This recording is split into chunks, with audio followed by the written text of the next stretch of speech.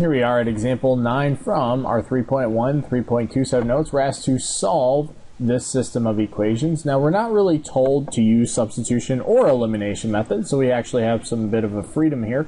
I'm probably going to go ahead and just use the elimination method because I noticed that we have, for example, like this is 5x, this is 10x, and this is 4, and that's 8. And as a result, I think elimination method is probably going to be the route that we want to go with this.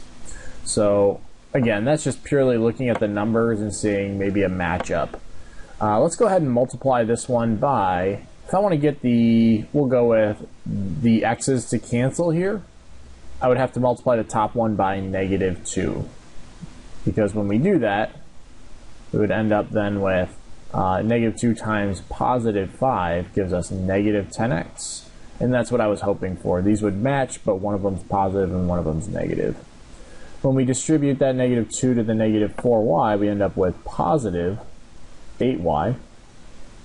And on the right side, 7 times 2 gives us 14.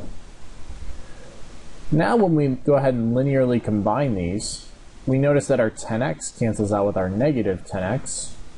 Our 8y, or I'm sorry, our -8y actually cancels out too with our positive 8y, leaving us then with just 0 on the left side.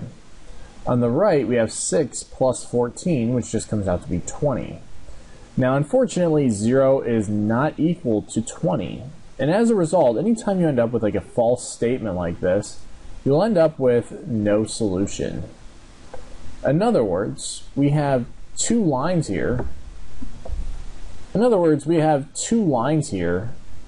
That are parallel with one another.